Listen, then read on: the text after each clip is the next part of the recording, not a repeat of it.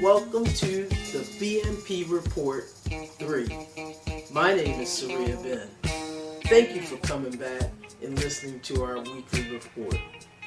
We're so glad to have you here. We're going to run down something real quick this week. We're going to go over our auto parts report. And we're just going to run down some of the events of this week. There's so many events, so we can't run everything down, but we're going to run down some of the highlights of what happened this week. My name's Surya Ben, I said before, but some of you may know me, and some of you may not. I've been an advocate, I've written policy, I've helped pass some policy.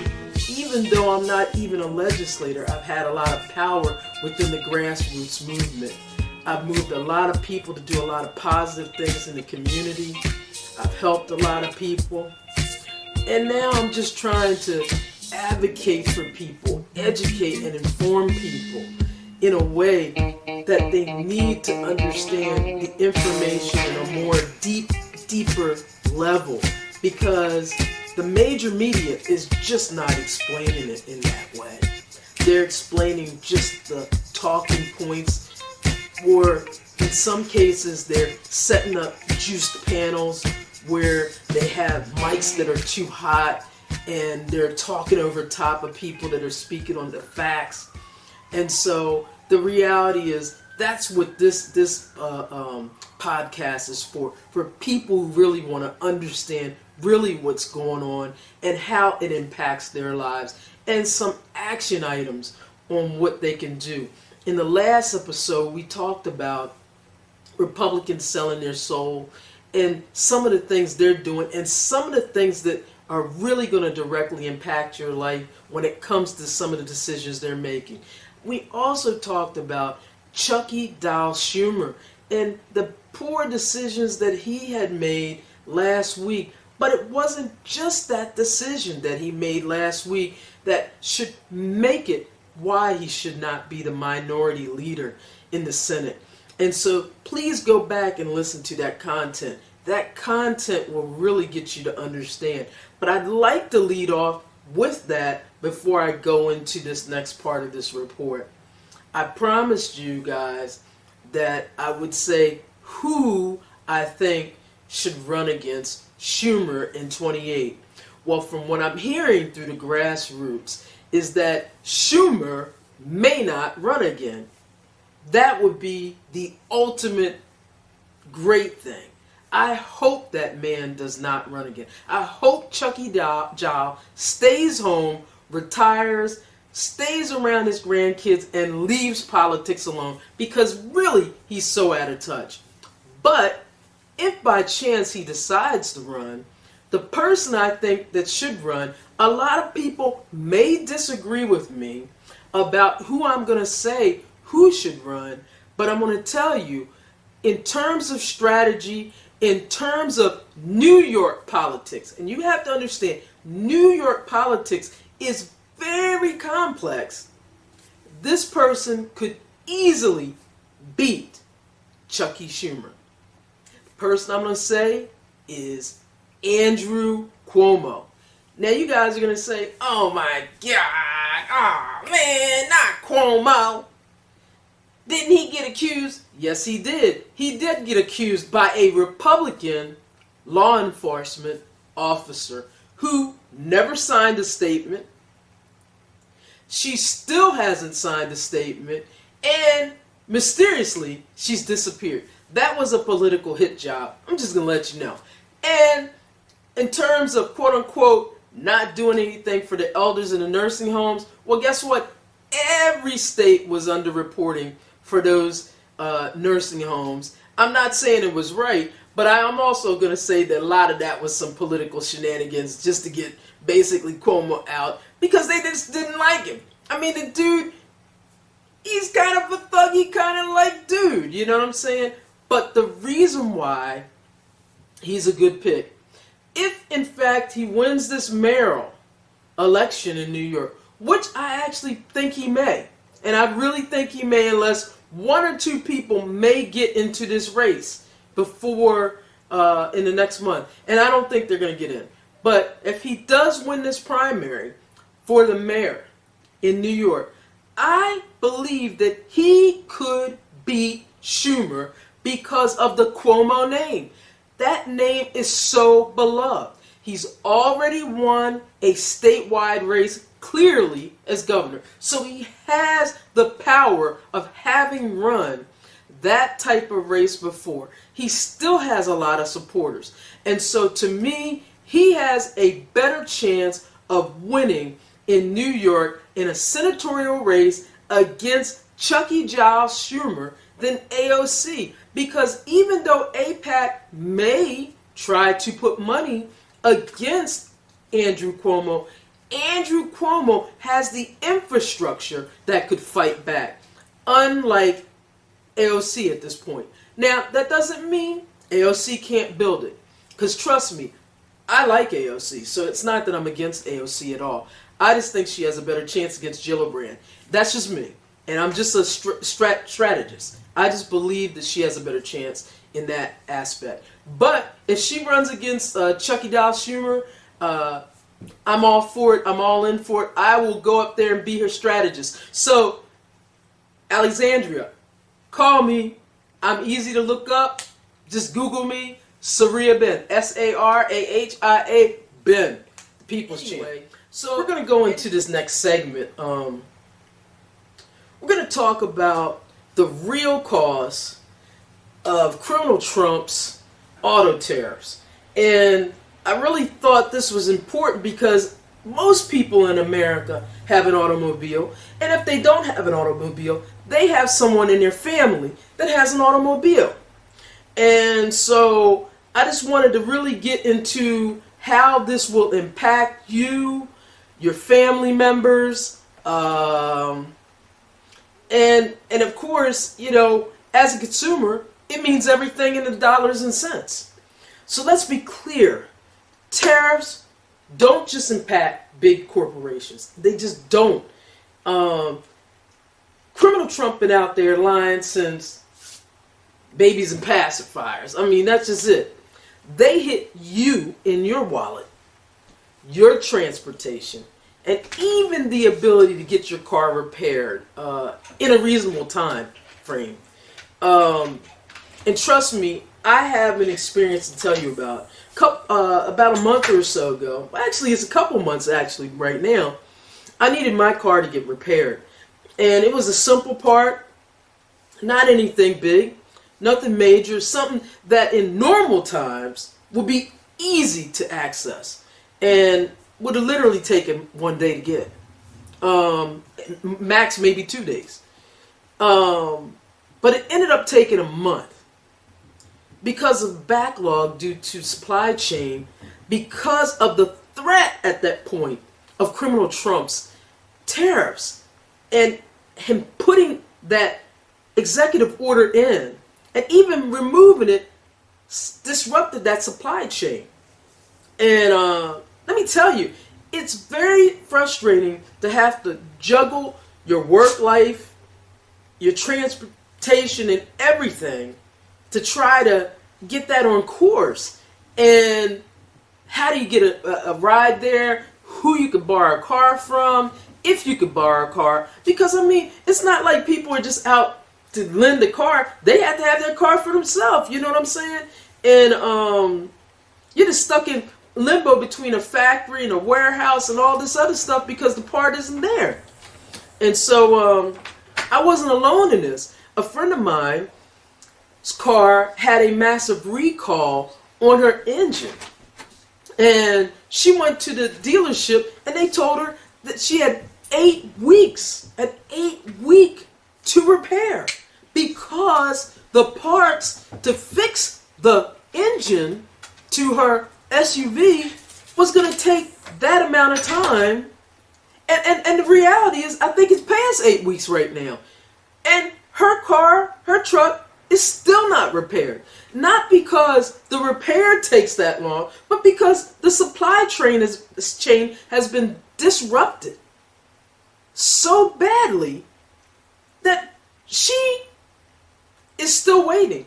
Now, the thing is that the dealership provided her with a rental car, and but here's the real question: how many rental cars will actually be available if this trend continues? Think about that. Think about that. How many? Because with these supply chain disruptions, the biggest winners are the rental car companies. If more people are going to be waiting weeks, maybe months, for cars to be repaired, they'll need to have rentals. That is an absolute fact. People are not going to be able to take Uber and Lyft to their job every day. They're just too expensive. And so here's the kicker with that rental car thing. Those rental car prices are going to spike. And will they even be available with the spike? And if the car companies see this as money-making opportunity, which they will, are we about to see an increase in the rental rates? I mean, they're already high right now. You get what I'm saying? So now for those of us who aren't going through dealerships, I mean, now remember, my friend got a rental through the dealership. So the dealership comped her. What about people like me who goes through an independent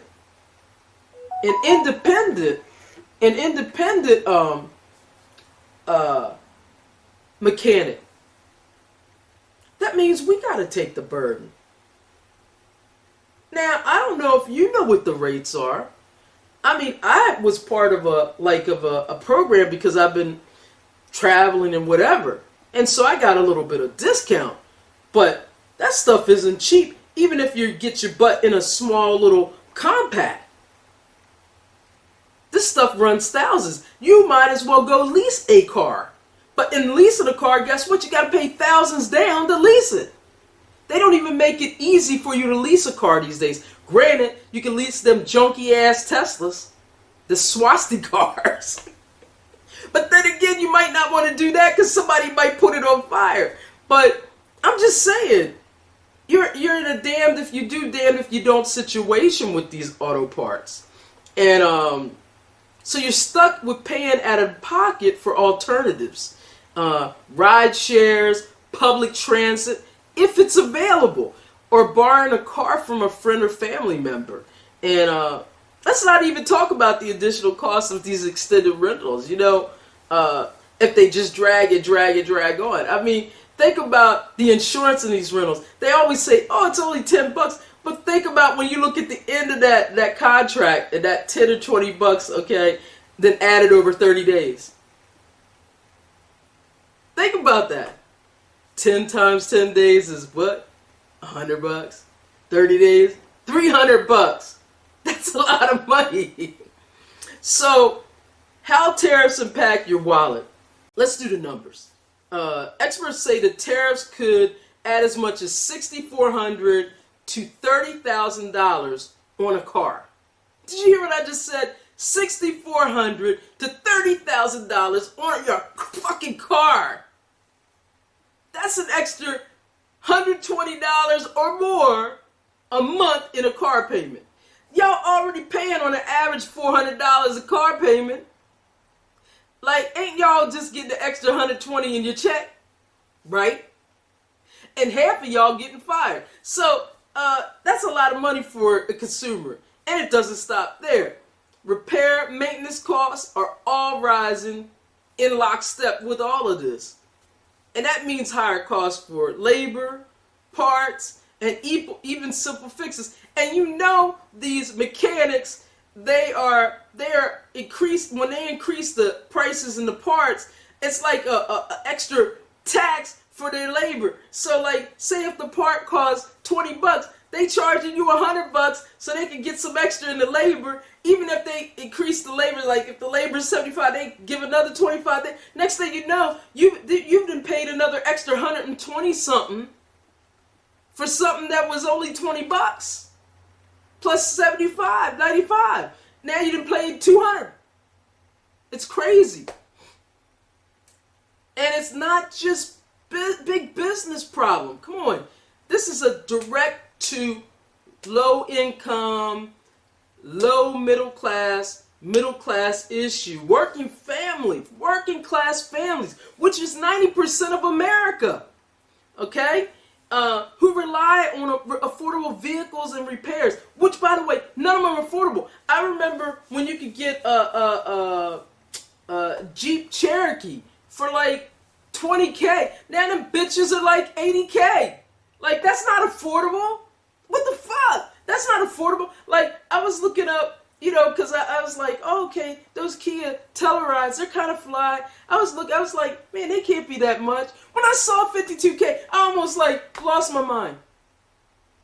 Like, that's just too fucking much money. Like, that's a whole year's wages for low-income people. And I say low-income people because low-income people stop at $52K. See, $52K used to be good money. $52K ain't good money anymore. That's low income. That's low fucking income. And so, you know, with inflation already putting pressure on the households, and people sit up here lying, talking about inflation and stuff. No, the fuck it has not. It's still going on. Nothing's came down. You know, and even if you come down a few cents on gas, a fucking Jeep Cherokee is still $80K. That bitch ain't came down. Life ain't coming down. And so the key is the things that need to come down, like housing, like car prices, like the big ticket items. Then life isn't really manageable.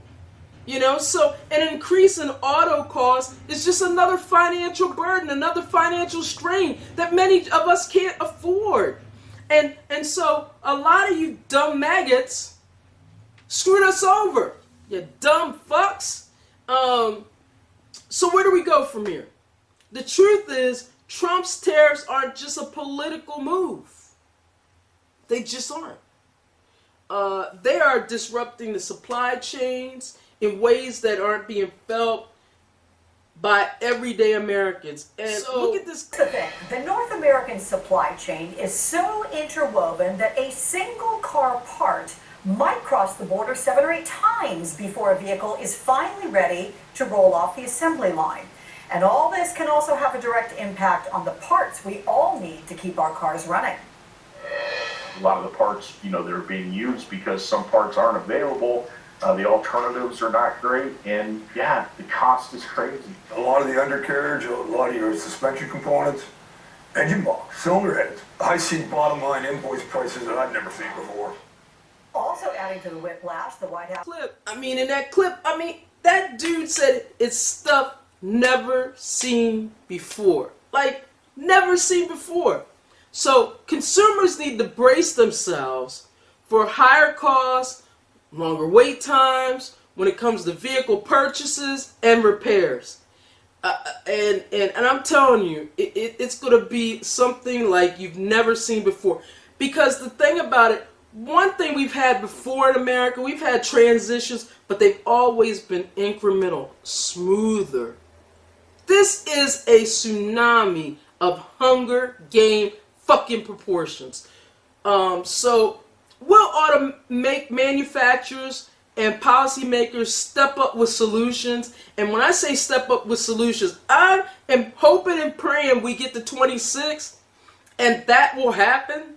Or even 25 in these special elections. I am hoping and praying some of them go the way. But if they don't, will there ever be a solution? That's the question. Will rental car companies keep prices fair? I highly fucking doubt it. I highly fucking doubt it. Or will working class people yet again bear the brunt of poor economic strategy? We'll be following this closely, so stay tuned for updates. In the meantime, let's keep the conversation going.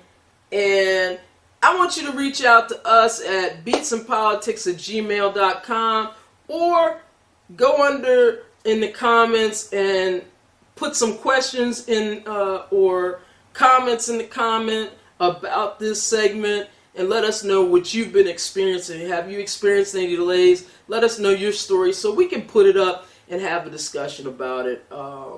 We really would like to hear what you got to say. And that's it for this segment of BNP Report. I hope you got something from it.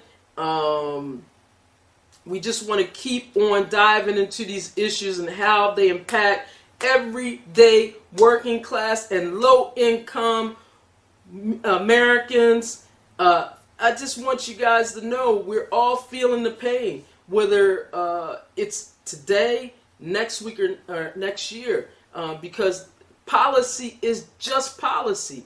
It could impact certain people or everyone. And I'm going to tell you, the policies like these tariffs are going to impact, unfortunately, everyone.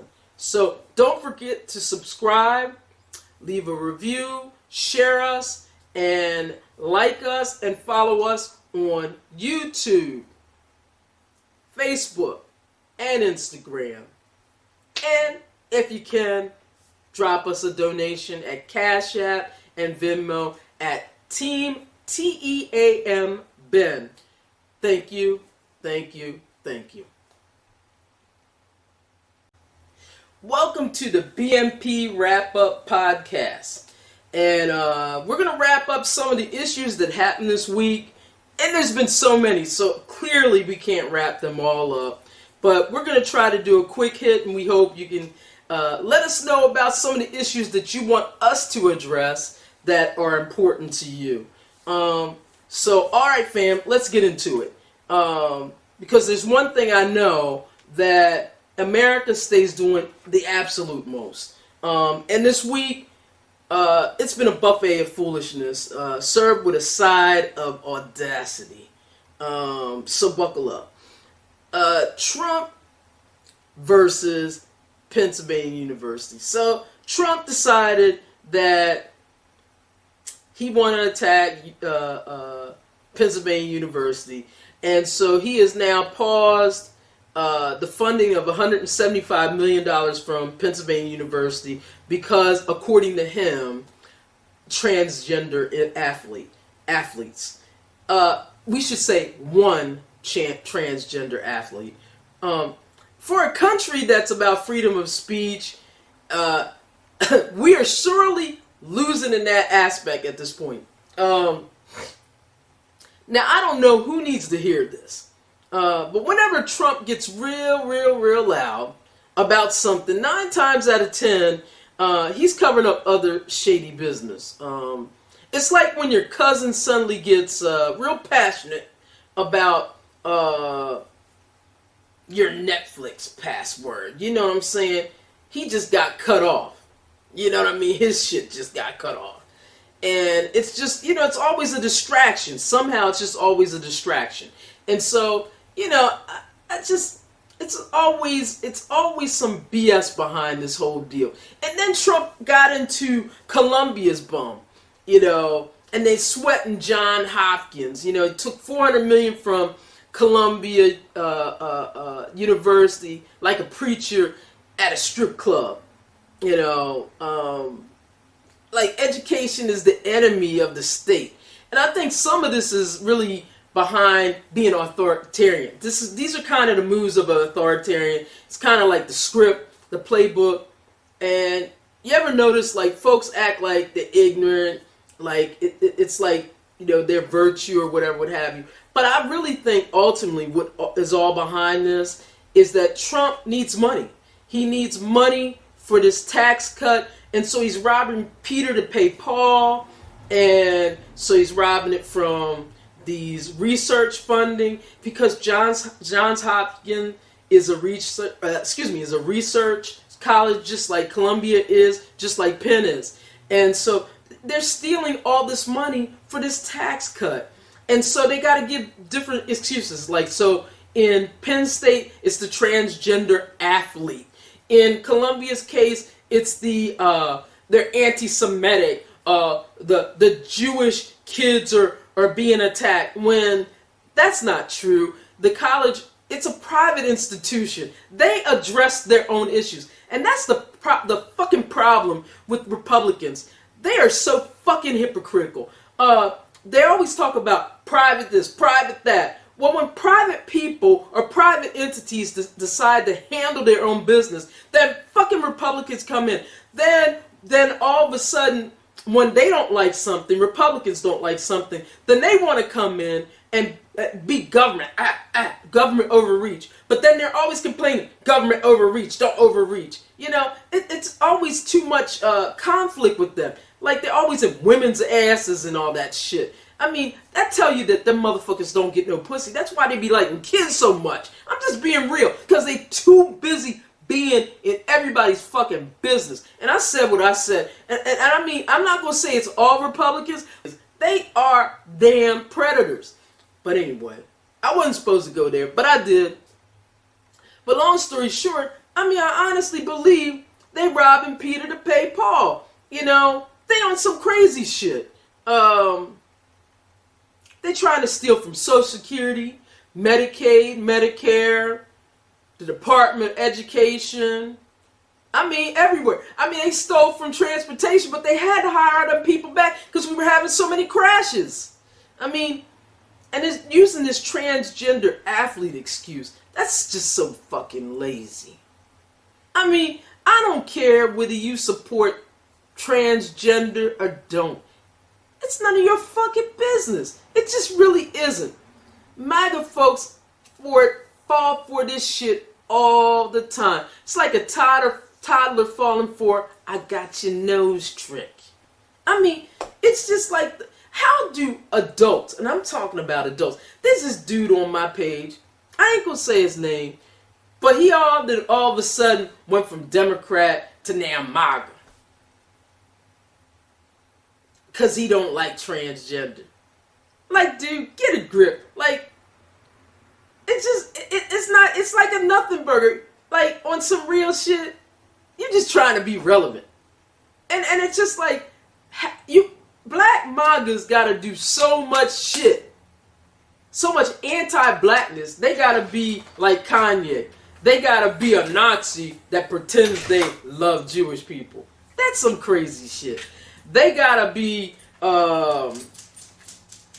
they gotta hate black people, and they gotta, I just can't even list all the crazy shit, because it's just crazy. They gotta say they love Trump, but they don't like what Trump's doing to them. Wasn't that what that young guy that said, oh man, you stealing all the jobs, you fired my friend, but we believe in what you're doing, Trump. Like, that's some fucking cognitive dissonance. Like, how are you going to be a tool for your demon master and do the worst things, grovel, copulate him metaphorically, and think that any of that shit makes sense? Like, they were talking about, what's his name? That damn Bill Maher. Man, Bill Maher ain't worth shit. He was talking to Don Lemon, and I know I ain't supposed to be talking about this, but long story short, he asked Don Lemon whether black MAGAs can be truly true to what they're doing, and he said no. And he was like, so they can't be authentic? And he was like, there can be authentic black Republicans. He said, but ain't no way that MAGA, black MAGA people can be authentic. He said because, and he gave a list of reasons. Like, basically what I was saying was like, they too performative. You know, you got to do too much performative shit. And he was talking, what did Bill Maher say? Oh, they'd be offended. They wouldn't be offended, Bill Maher. Bitch, if you could get down on your knees and do a minstrel show, and don't mind doing a minstrel show, and being embarrassed to do a minstrel show, and cheese and grease and skin and grin, and be a coon, come on now. First thing, Bill Maher, you can't speak for black people. Sit your ass down and stop black women sleeping with him, because I said what I said. So anyway, I'm gonna stop doing these ad-libs because I need to stay on script. Let me just read from my script because I'm just getting out of pocket today. Let me just read from my script because I'm out of control. So, nevertheless, Trump is just stealing from these institutions because, he's looking for ways to pay for that tax cut. Because if he keeps those items on, because budgets are budgets. It's just that simple. Okay? Budgets are budgets. And if you don't get stuff out of a budget, you can't put other things that are higher in it. It's just that simple. So he has to get rid of certain things. And he is going to try to get rid of Social Security, which is going to hurt a lot of elderly people. A lot of elderly people, by the way, who voted for him. So anyway, Tyrese was out here talking about praying for these MAGA people. Nah, I ain't praying for them demon asses. That's like my ancestors saying they gonna pray for their demonic masters. I ain't doing that. That ain't happening. F out of here with that bullshit. You know, black people been bowing down to this demon shit for a long time. It's time for black people to stop bowing down and praying to these demons. That's the reason why they got so much power. We got to take some of that energy out of the universe and put that energy into black people. Because we are good spirits. There's nothing in the Bible that says we have to pray for demons. Nothing. And so we need to get out of that BS. That's nothing but assimilation talking. Next part of our report, because I need to run this down quick and stop getting into these ad-libs. Judge says that Muskrat and Doge can't dismantle USAID. Somebody done let Muskrat think he was a Bond villain. A judge told him and his little Doge empire that they can't dismantle USAID like it's some side project on a beta test. Muskrat really be out here trying to run the government like he got elected or something. Ain't nobody vote for you. You're not even really American, really. Let's just call it what it is. You might need to send some cars to space or something. Actually, you need to actually run your business, Muskrat. That's what you really need to do. So you can't delete a whole agency, Muskrat. So you need to get out of that deal and mind your damn business, Muskrat. That's what you need to do. Mind your damn business and leave us alone. You also try to gain access illegally into a nonprofit, International of Peace, and you even bullied law enforcement and the security into getting in there. And you finally got in there, but the thing is that they're a private entity. That's again what I'm talking about. Why would you need to get in there and then to intimidate an entity that is not even run by, they're not even a government entity. It just makes no sense. NASA astronauts returned to Earth, but I always wonder, what if they were black? Yeah, what if they were black? Those NASA astronauts were up there for 9 months, and I'm glad they came back. You know, I know it had to be a very unsettling experience to think you're going to be up there for a few weeks, maybe a month, and to find you up in space for 9 months, and I'm sure it messed with their physicality, their diet, I mean everything. I'm sure it just wasn't very good. So they were stuck there for months. But let's keep it a buck. If they were black, Trump and Muskrat would have called them DEI hires and left them floating like Blockbuster. Rental fees and shit. I'm almost positive they would have just left them there. They wouldn't even been talking about it. They would have been like, they did it to themselves or shit.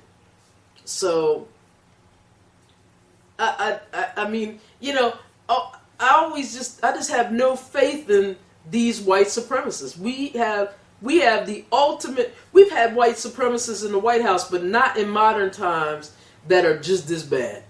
The Federal Reserve crystal ball is looking cloudy. It is very dim right now. The Federal Reserve has decided to keep interest rates on a pause. But they're, you know, and they did that, I think they're being nice. But their economic outlook is very dim. I mean, when I say dim, very dim. Inflation is up. The dollar ain't stretching like it used to. And Social Security, it is literally, it's on life support. I mean, it's being treated is really being treated poorly. And so I suspect Federal Reserve will not keep them on pause the next time when it comes up. And if you want me to get into what the Federal Reserve is and what interest rates are, I could do a report on that and how it impacts you. If you want to get into a report on Wall Street, I can do a report on that as well. Because I think most people really don't understand what it is. I think they have these pensions, they have these 401ks, but they really don't understand except for when it goes up and down, and that's it. Social Security under Trump. Trump has swore up and down he was not going to touch Social Security. And the thing is that what I don't understand, and this is the part I don't understand about a sector of America, why they believe Trump, but they didn't believe anybody else. And let me take that back. I think I may understand, but in some respects I still don't understand. I think the part that I understand that why certain sector believed Trump over anybody was because he wasn't a politician. And so perhaps they just wanted to believe that he wasn't going to do that. And although he had been in there before, I saw this a focus group that they had out of Michigan on MSNBC, and I forget the title of the focus group, but this nonprofit did this focus group of all Trump voters. And they were very angry. And they were saying that they never thought that Trump would do this. But one question was that he had been in there before. And why would you think that he would be any different? And many of their statements was that he didn't go this hard before. We didn't suspect that he would do this. And, I mean, one even said, like, Canada is our friend. Why would you attack a Canada? And they were just saying all kinds of different things and whatever, what have you. But the thing is that I believe at the root of this issue, many of the people that voted for Trump, and I'm going to say, okay, there is a sector of about 30 to 35% who voted for Trump who are as evil as he is, who are demons to the core. I'd say another 15% are borderline demons and partisans. So that's 50% who are there. See what I'm saying? Then I'd say the other 24% who voted for Trump. And I say he didn't get 74%, but I'm just talking about going up in that percentage. Because I think it was about 74% white. So I'm just going to deal with the white percent. I'm going to say 24%. I honestly believe that they voted because he was a TV personality. And they believed him as this apprentice personality. This TV personality. Now when it comes to the black and brown voters, again, I believe they believed him as this TV personality, and a certain sector of them had a certain level of frustration of the piecemeal policies of the Democratic Party.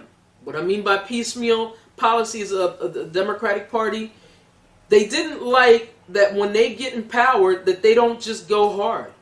They want them to do a strong policy. They don't want to hear them say, bipartisan, we have to do bipartisan policies. They want them to do, when they're in power, do strong arm, just like what Republicans are doing, strong arm policies. They don't want to hear the excuses that Kirsten Sinema and Joe Manchinima blocked them. They don't want to hear that. They want to hear that you got it through by any means necessary. And so that's why I think a certain amount of them went over there. And the Democratic Party is hoping that some of them will swing back. And some may very well. But I am here to tell you, Democratic Party, and listen good. You are not going to get charity benefits swinging back this time just because Trump is bad. Did you hear what I just said? You are not going to get charity benefits because Trump is bad. You're going to have to do better than that. You're just going to have to. You're going to have to do more in strength. That's why y'all need to hire black advisors. The people you have in there have you still on a strategy and messaging platform at least 30 to 40 years behind. And I don't know what else better to say to you. Roland has said it to you. Reese has said it to you. Angela has said it to you. Angela Rye. And a whole lot of other people have said it to you. So Trump had swore up and down that he would protect Social Security like it was his last McDonald's cheeseburger. And, you know, of course, that was all lies. Because he lies continually. I mean, and he lies really not even convincingly. But like I said in the last podcast, the GOP and criminal Trump will lie and lie and lie so much and hope some of it sticks. Because it's a 24-hour news cycle. And more importantly, they can fill the internet with so much information. And the Democrats are just not good at messaging and filling anything. They don't hire people like me and others. They refuse. They keep it in these white Dem operators' hands. Pretty much all white. And they are slow and don't know what they're doing. So it is what it is. But new rules say folks got to verify their identity. You know, I'm just kind of just explaining what's going on online and in person. And that's the new rules with the Social Security. Online and in person. Meaning a whole lot of elders and disabled folks are about to get hit with bureaucratic gymnastics just to get what they already paid into. Did you hear what I just said? People will have to go and identify themselves online and in person just to get paid for what they paid into. And guess who's behind this shit? Muskrat. Muskrat has been calling Social Security a Ponzi scheme. But if we're being real, the biggest Ponzi scheme in America is still capitalism itself. I mean, it really is. If you really think about it, capitalism has really set up a massive Ponzi scheme where so many people pay into these entities and get their money dashed right out from under them. And in many cases don't have a recourse for getting it back. And even if they can sue, most of them don't have the wherewithal or the financial resources to do so, which makes it a Ponzi scheme. What was also released this week were the JFK files. So it's definitely gonna inspire many conspiracy theorists. This is gonna be the Super Bowl of conspiracy theorists, to be honest with you. The Trump administration dropped about 63,400 pages of JFK files, and guess what? No surprise, folks aren't still satisfied at all. Because let's be real, most people are really just not trying to find the truth at all. It's about hiding secrets. They're looking for that smoking gun. The only smoking gun here is the government's ability to continue to gaslight. Like, I feel like when I first heard Trump announce that they were going to drop these files, that I was like, okay, this is just going to be more to distract people. To distract people here, to distract people there. Oh, this and that. At the end of the day, JFK's dead. There's been numerous books written about it, numerous movies made about it. We're not going to get any closer to the truth, in my opinion. That's just, I think whoever had the truth is probably perhaps dead. And so, I mean, that's how I feel about it. That's my story and I'm sticking to it. Tesla is being taken down. And when I say it's being taken down, it's being taken down. But people are not having it with that company. But Trump, criminal Trump in his best manner is threatening charges on protesters and different people. Tesla protests are popping up like bootleg DVDs. I mean, in the early 2000s. I mean, they're everywhere. I mean, when I say everywhere, I didn't know that this many baby boomers and Gen Xers could be this angry. So now criminal Trump and Muskrat, they're big man. They calling these protesters domestic terrorists. But they didn't call those J6ers insurrectionists terrorists, domestic terrorists. The ones that got charged and the ones that criminal Trump pardoned. Those ones that were climbing up on the walls like monkeys, looking like monkeys, had gulags and threatening the then VP Pence to be hang Mike Pence, hang Mike Pence. So those weren't domestic terrorists. Yeah. The hypocrisy is fucking unreal. But let's be real. When a movement starts hitting your pockets, suddenly I guess it's a national security threat. And then, Trump's doing a whole used car salesman pitch on the White House lawn for Muskrat. And just the other day, Commerce Secretary Lutnick is doing a pitch for a publicly traded company for Tesla on Fox News. Like, one, that's illegal. That's fucking illegal. They just have no end to the bottom. To the bottom. But this Republican Congress is not going to impeach him, although he has completely decimated the Constitution. Muskrat just needs to be deported. He just needs to be deported. That motherfucker needs to be deported so bad to South Africa so they can fucking put him in charge and put him in the gulag down there. He was on Fox News crying like a fucking bitch. Fucking bitch. Okay. Somebody should... He's a fucking bitch. That's all I can say.